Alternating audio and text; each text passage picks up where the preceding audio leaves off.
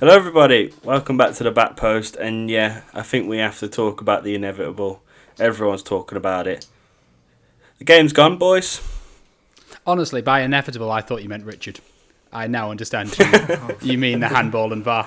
I see. Yeah, well, great segue. We've got a new guest on the show today. Richard, how you doing, mate? Not too bad, thank you. All good. So, we got before we'd get a Newcastle fan in for this, because this is kind of what spurred the start of this argument with Spurs v Newcastle. Hey, you know what? I didn't even realise I did that. That's how good I am. It was good. It was good. Well done. Top producing there. So I'll start off by saying, welcome. And I'm going to just, we're going to get through some boring things. We're going to literally read the laws today. I've got them written down. And we're also, I'm just going to say, before we start, you are allowed to be happy scoring an equaliser through dubious. Like, you're allowed. It's okay. As a Newcastle fan, you're allowed to be like, fucking hell, that was mint. Christ. That's fine. Okay. Where do you stand on it as a decision? I've seen it happen. I think the decision was an awful one. Okay. As a supporter, the point could be vital. Obviously, we're normally in the relegation scrap and all of that, but I think from like a neutral standpoint, I think the game's gone. Excellent. Well, that means we don't have to have an argument, so that's good. I was ready to hit back at you with all sorts of shit, because I've seen some fuckers online saying that was a pen.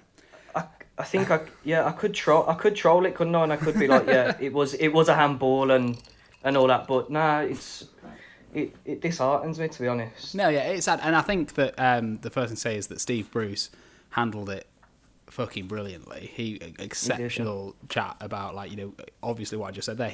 We're allowed to be happy about it, but also not great. Who didn't handle it greatly was Callum Wilson.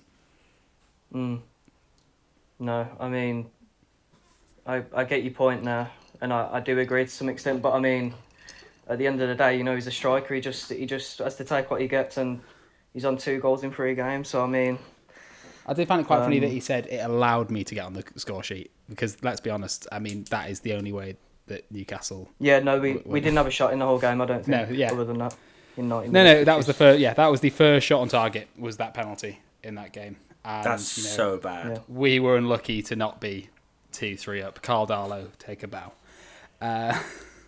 Yeah, good shot stopper. Yeah, no, I mean, it's Dubravka's injured, isn't he, at the moment? Yeah. Okay, cool. He's a top quality goalkeeper, I think. Really good signing. Yeah, no, they are all good. So all I was going to do now was quickly get on my phone, and we're just going to run down the rules. Just because it's a little boring bit, and there's some things that I noticed that, suck. The league is now taking a more strict approach to handballs. So that means a player will be penalised for handball if the arm or hand is clearly away from the body, the player clearly leans into the path of the ball travels some distance, don't know what that means, don't know how you can quantify some, the ball touches a hand or arm that's clearly raised above the shoulder, which Dier's was, the player falls and the hand arm is extended laterally or vertically away from the body, a deflection clearly makes no difference to the ball touching a hand or arm that is clearly extended, or immediately after touching the ball with the arm, even accidentally, the player scores a goal or creates a goal-scoring opportunity. This is where all the bollocks starts to come in, because we also have subtext here that says extra leeway will be given to ricochets, or if the player in question cannot see the ball. I think we all fucking know that Eric Dier couldn't see that ball. Yeah, he was completely facing the other way, and he was just he was almost jumping backwards into the challenge, like a bit of a last ditch kind of thing, weren't he? Yeah, absolutely. And if you're talking about ricochets, Tottenham v Southampton last week, I know that doesn't really matter because of the score, but it ricocheted off Winks's ankle and hit the underside of Doherty's arm. So already the rules that they've laid out are not being followed, which is fun. I don't know if there's been any particular Newcastle instance apart from that one that you've gained from. Have you been hit by it this Premier League yet this season? No, I don't think so. I think that was the first incident we had involving VAR. It's coming. It's coming for. No, it will. That's the thing, isn't it? I mean, like Bruce said, he said, it's all well getting a point here, but it does come back to bite you in the ass, doesn't it? So I mean, happy with the point, but already there's been 20 penalties this season for handball, and last season there were 19. Yeah, the last season there were 19. All season, and we're 3 games in, and there's 20. They reckon that if this continues as it is, we're looking at about 80 to 90 penalties this season. If it continued exactly how it was, it won't, because they'll change it. They have to change it. There's no way about it. But yeah, I think with such a outbreak that there's been, like, everyone's talking about it, every media outlet, every podcast, even all the tweets we saw on the night from like the likes of players and ex-players and all this, something has to change if this many people are moaning about it, you know what I mean?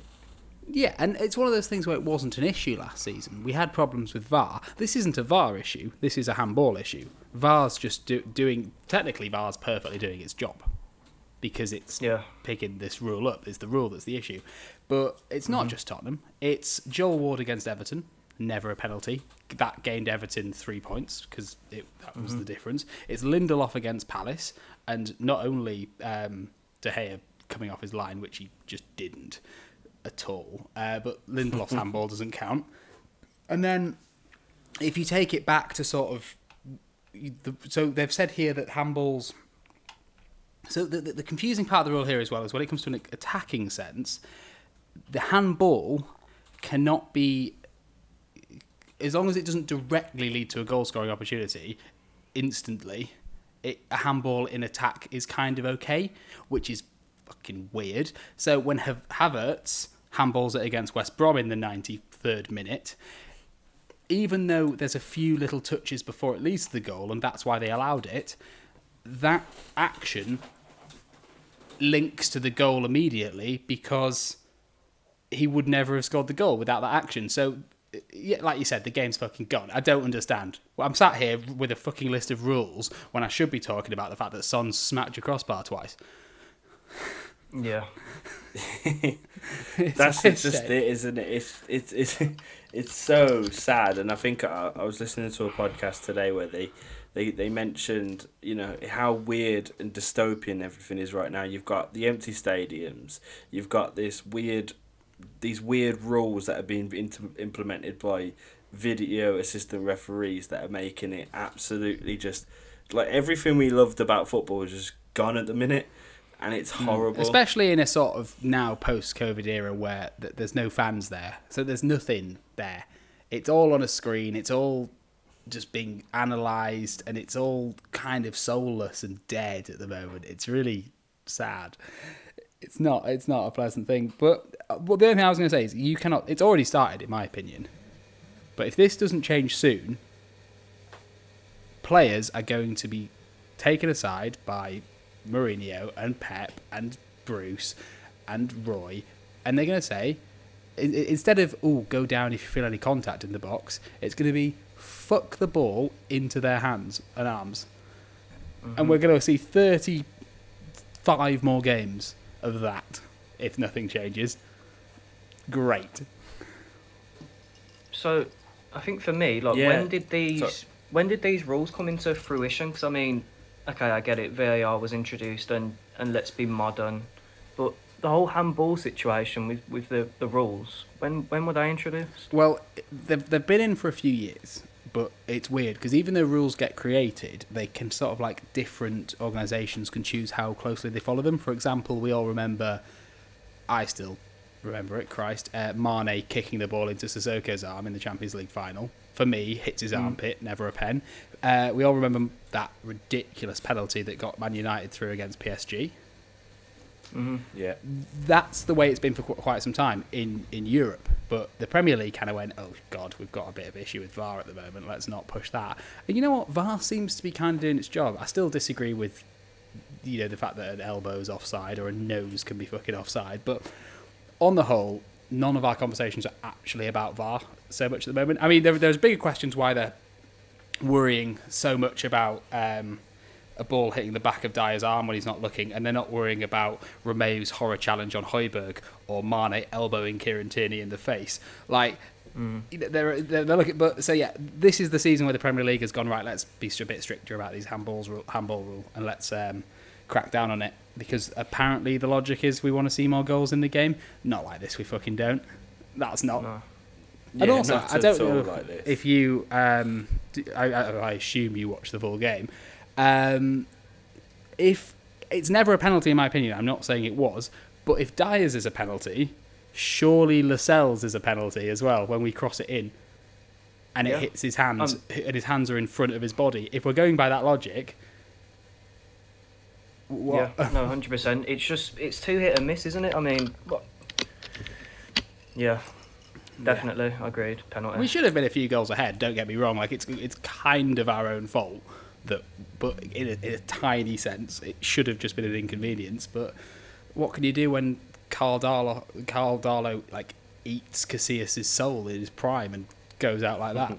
Like, get him in the England squad for the Euros.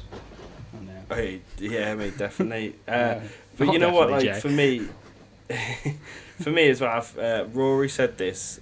Rory Jennings said this, and it was kind of like I thought it was quite interesting. It's okay that it went wrong, but fix it. Do you know what I mean? So like these rules are clearly not good for the game. They need to change, and like it's okay that they weren't okay. Like it's fine that they fucked up, but they need to now own up to that and change the rules essentially, because they're just 100%. Obviously 3 games in, and it's so evident that this is clearly not working. It needs to change. I get that, and I agree. I will happily take one for the team for these rules to change, but then we are in some really dodgy territory of the fact that we've then changed the rules partway through a season, and therefore if Tottenham go to St James's Park and the exact same thing happens reversed, we won't get any benefit from it, and therefore we've lost 2 points for something that was wrong. And if fucking United can be blown back for a penalty after the final whistle, maybe we should get ours pulled back now after the final whistle. You know, let Newcastle keep their point. Fuck it, just give us our 2 back. Like, it's just a joke, because I will happily, I'm sure Palace will agree, and I'm sure Lindelof will agree, we'll happily see this rule gone forever. Brilliant. But that result has already affected us now. We could lose out on top 4 quite easily by a point, by 2 points. What is the said rule that you're speaking about? Like, is it a specific rule, or is it a rule set? It's the handball rule. It's devised into loads. It's what I read through at the start, and it's the fact that they've cracked down on it. There's a graphic now that basically they've said that the handball can be defined from anywhere from the tips of the fingers to the bottom of the armpit, and also we've taken away the word intent. That was so important. It made it so easy. You can tell every single time when a player tries to get away with one and leans his arm in. It's so obvious. We did not need that word taken out. I don't mind it being from the tip of your finger to your armpit. That's not necessarily the issue, is it? It's more the fact that if you're not looking at the ball and it strikes your arm, wherever, it's not intentional. How is that a foul? Well, it's not even just that. The rule is like it makes your body bigger. But even if you put your arms flat by your sides, your body's still bigger by your arm length. The same as it clipping a post by 5mm. Like, unless... me and Jay said this 2 seasons ago as a joke. We need to start taking kids and cutting their arms off at the start if they want to be a footballer. Well, I'm just going to say you said that, not me. Okay, I didn't say we should. I said we might as well. What I don't understand is as well with the whole handball thing is how are you meant to jump without your arms going somewhat away from your body? Well, exactly. For me, Dier was in a natural position, because if you're jumping with big Andy Carroll and I'm pretty sure it was Lascelles in there as well. Yeah, you need that bit of leverage, and if Dier then falls over, you will genuinely get broken necks. Because they'll land on their heads. Yeah, and like you said, that word intent is so important, and it comes down, that classic thing when you're playing football as a kid and ref and ball, and you're like, nah, ball to hand, like it's that classic. Just, don't get me wrong. Like so simple. Newcastle, Callum Wilson, Andy Carroll, everyone that did, they're all allowed to appeal for that. I would, without a shadow of a doubt, would be shouting at the ref for that. However, I would fully expect to leave disappointed, and at the moment, the entire footballing world is just leaving disappointed because it's just shit. It's a shame that it's come to. It's a shame that it's come to players actually shouting for that to be a handball. That just shows, like. Well, I think they always would have shouted for it, but it would be those like half-arsed shouts, like. Yeah, but when the ball comes off you and you still stick your hand up. There's a lot of issues with the goal as well. Like Højbjerg blocks him off, but Joe Linton absolutely swan dives into him for the free kick itself. Like it was just a shambles from start to finish. That like 30 seconds of play, and it fucked us. And it's sad, and it will fuck us again. I mean, the one that I'll quickly go back to.